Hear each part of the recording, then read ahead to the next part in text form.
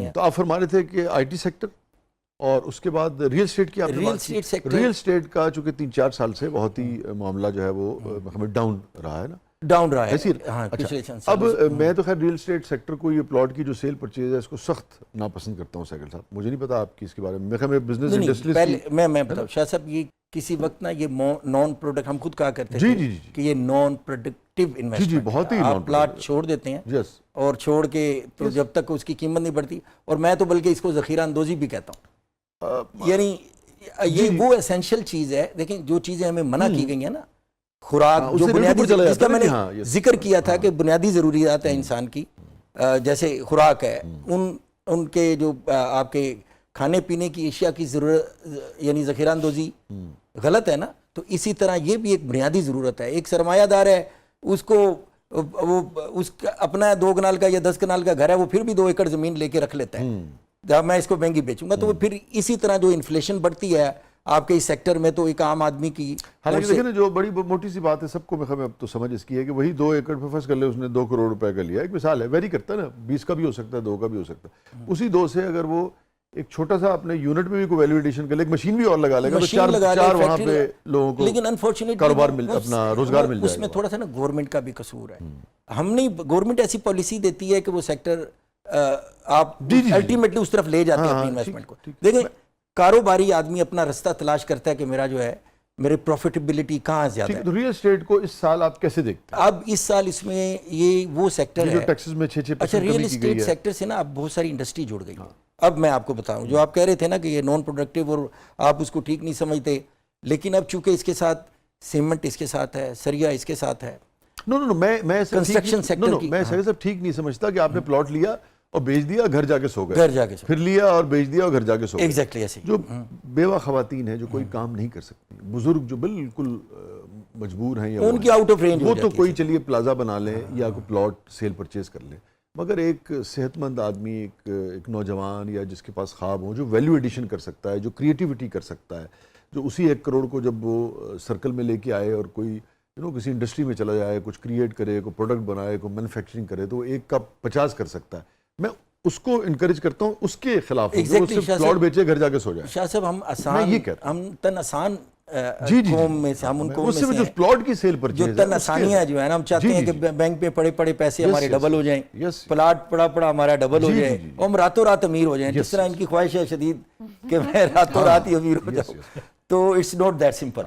Businessman के पास जब पैसा आता है ना, अर्निंग आती है, तो या तो वो एक्सपेंशन की तरफ चला जाता है, अपने ही बिजनेस को एक्सपेंड करता है, फैक्ट्री एक्सपेंड कर लेगा, एक मशीन की जगह दूसरी लगा लेगा, ब्रांच बना लेगा, या वो जिनका शॉर्ट टर्म जो टारगेट होता है वो ये होगा, मैं यार ये प्लाट लेके रख लूं, ये अगले साल डबल हो जाएगा।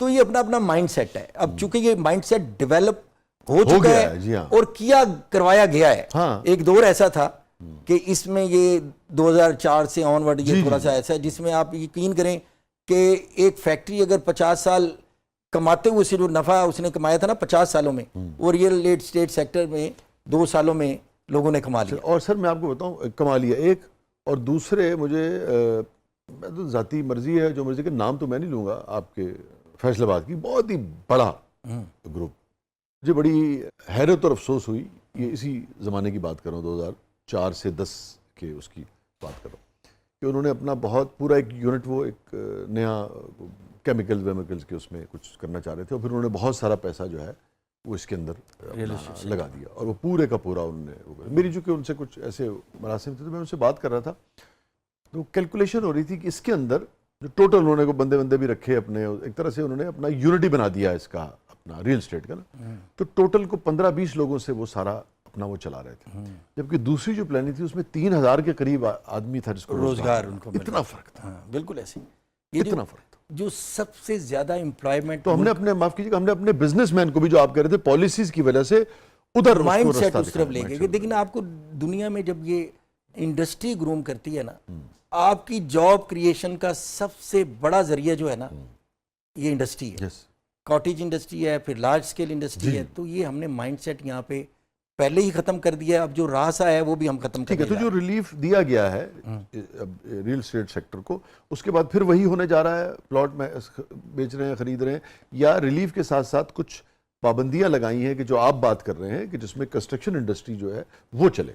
जी बिल्कुल ऐसे ही है। ये सारा कुछ, एक तो हमने ये भी प्रपोज किया है कि आप इसकी जो वर्टिकल एक्सपेंशन है ना, जी जी जी, यानी हॉरिजॉन्टल एक्सपेंशन जो है इसको रोकें। दुनिया में जो अब मॉडल है वो वर्टिकल चल रहा है। आपने अपनी एग्रीकल्चर सेक्टर को बड़ा नुकसान पहुंचाया जी इस जी हवाले जी, से। सब हाँ, तो अब हमारे पास गलती की गुंजाइश नहीं है। तो आप इसको वर्टिकल लेके जाएं। आपको फूड सिक्योरिटी के हवाले से बड़ी प्रॉब्लम आएंगी। हाँ। क्यों, हम इतनी बड़ी आबादी जिसका मैं जिक्र करता हूँ उसको आपने यानी एग्रीकल्चर हमारी अगर इम्प्रूव ना हुई तो फूड सिक्योरिटी के हवाले से हमारे बड़े खदशात हैं। तो रियल एस्टेट सेक्टर में इस साल पैसा है आप समझते हैं? जी जी बिल्कुल।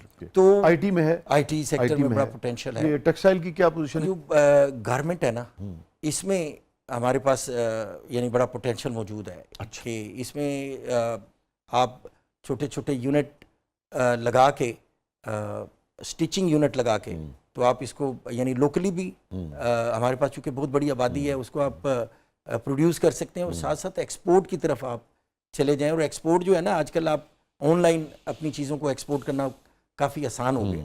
और ऑनलाइन जो आपकी चीज़ें बिकती हैं वो काफ़ी उनकी वैल्यू ज़्यादा होती है, यानी उसमें प्रॉफिटेबिलिटी भी ज़्यादा है। हाँ ठीक है, क्योंकि अखराजात तो आपके एक्सेस कम है ना, आसान है। अब ये दुनिया पहले होता था कि आपको कोई चीज़ अपनी पहुँचाने में ना टाइम लगता था, रिसोर्सेज नहीं थे ऐसे। अब आपको मुख्तलिफ किस्म की कंपनीज जो हैं ये सर्विसेज मुहैया कर रही हैं कि आप अपनी प्रोडक्ट हमें यहाँ दे दें। उन्होंने यहाँ पे वेयर हाउसेज बनाए हुए हैं और वहाँ से वो कलेक्ट करके दुनिया के मुख्तलिफ ममालिक में भेज देते हैं। तो टेक्सटाइल में पैसा है आप समझते हैं? जी बिल्कुल। इस साल और कौन सी ऐसी इसी तरह स्पोर्ट्स में अच्छा स्पोर्ट्स बड़ा यानी पोटेंशियल मौजूद है। उसके लिए नौजवान ये कर सकते हैं कि सियालकोट का एक तो विजिट करें ना, सियालकोट वहाँ जाएं, वहाँ की हमारी एक मॉडल इंडस्ट्री है वहाँ पे। ठीक है। तो फिर आपका जो इस वक्त ऑटो सेक्टर है ये बड़ी तेजी से यहाँ पे आपको अच्छा, ऑटो सेक्टर को कैसे देख रहे हैं आप इस साल? इस साल ऑटो पॉलिसी हमारी गवर्नमेंट की, चूंकि हम इलेक्ट्रॉनिक व्हीकल्स की तरफ से ट्रांसफॉर्म होने बड़ी तेजी के साथ, दुनिया में पेट्रोल की जो प्राइसेस हैं जिस तरह महंगी हो रही हैं, और इसके साथ अलाइड जो सेक्टर है ना, एक तो ऑटो सेक्टर, ईवी, फिर ईवी स्टेशन बनेंगे। इस वक्त हमारे पास इलेक्ट्रॉनिक व्हीकल को अगर देखा जाए तो उनका इंफ्रास्ट्रक्चर यानी चार्जिंग यूनिट हमारे पास इतने नहीं है, यानी 2 व्हीलर के भी, 3 व्हीलर के भी और 4 व्हीलर के।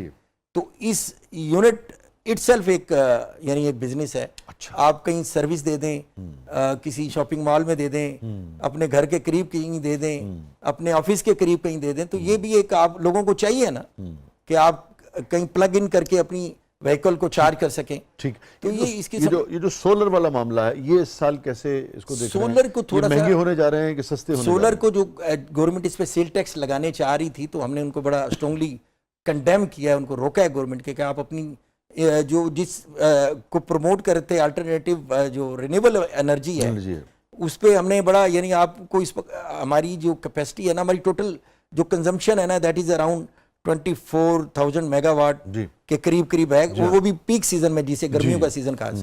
और हमारी जो इस वक्त सोलर की कैपेसिटी है वो 7,000 मेगावाट क्रॉस कर गई।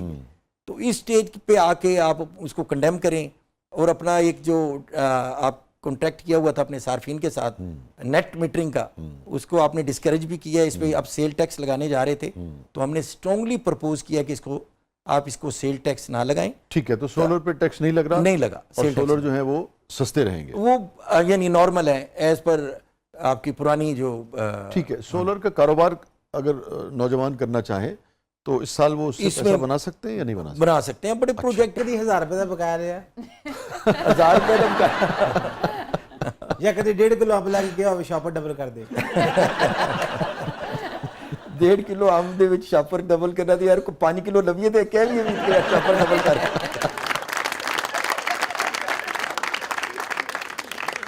और वैसे आपका क्या ख्याल है, ये आपसे भी जरा जो कहते हैं ना कि सवाल हो ही जाए है, ये हमारा जो ताजिर और सरमायादार है जिसके साथ ठीक है बहुत सारे इदारे जो हैं जो बिज़नेस से मुंसलिक हैं और रेगुलेट करते हैं, बहुत ज़्यादतियाँ भी करते हैं, हम सब कुछ हमारे सामने है, मगर आप समझते हैं ईमानदारी से वो टैक्स देता है और जो भी उसका फ़र्ज़ है वो अदा करता है? आप समझते हैं?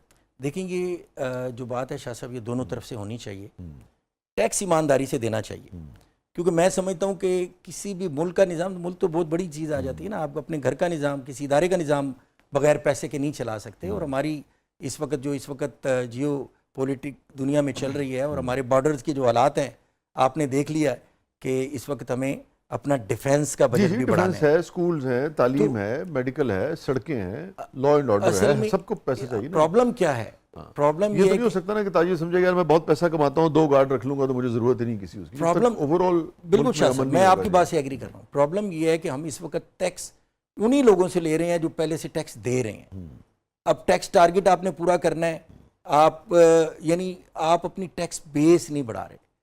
यानी जो मैंने वर्टिकल और हॉरिजॉन्टल की बात की थी ना, इसी तरह आप जो टैक्स का मॉडल है ना, आप कहे ना वो ताजिर तंजीमों से कि यार कुछ देना ये सारे। जी जी बिल्कुल, हमने कन्विंस किया और इस दफा जो गवर्नमेंट एक एफबीआर नहीं बढ़ा रहा कि ताजिर बढ़ने नहीं दे रहे। नहीं एफबीआर देखें टैक्स बेस जब बढ़ेगी वो ना, तो हर साल कहते हैं जी देव परचून वाले ने भी, दीगर उन्होंने भी, लेकिन वो यानी उनकी उनको नीयत, कौन कायल करेगा? एफबीआर के आप? हम आपको प्रपोज करेंगे कि टैक्स आपने नहीं मैं तो आवाम से हूँ, मुझे आप ना कहना एफबीआर अलग रखो। एफबीआर वाले चांद देने के मेरा मतलब है साढ़े वही लोग जिन्हें जो लोग ऑलरेडी टैक्स नेट में है ना, उनके साथ जो गवर्नमेंट या एफबीआर सलूक कर रहा होता है ना, तो जो आउट ऑफ द बॉक्स लोग हैं वो देख रहे होते हैं यार इतने जे अगर टैक्स देवोगे तो ताड़े ना ले होना है, तो वो अवॉइड करते हैं। आप फैसिलिटेटर बने, आप लोग जो टैक्स नेट में हैं उनको थोड़ा सा दुनिया में टैक्स पेयर की इज्जत की जाती है, हमारे यहाँ नहीं है। ये अभी कुछ दिन पहले ये इंडस्ट्री तो फर्क ही नहीं है टैक्स पेयर में और जो टैक्स नहीं है, तो एक तो सेल्फ रिस्पेक्ट का यहाँ पे माहौल ही नहीं है। तो आप वर्टिकल से हॉरिजॉन्टल की तरफ आए, यानी टैक्स का बोझ ऊपर वालों से कम करें और इसका नेट बढ़ा दें, तो आपकी टैक्सेशन बढ़ जाएगी।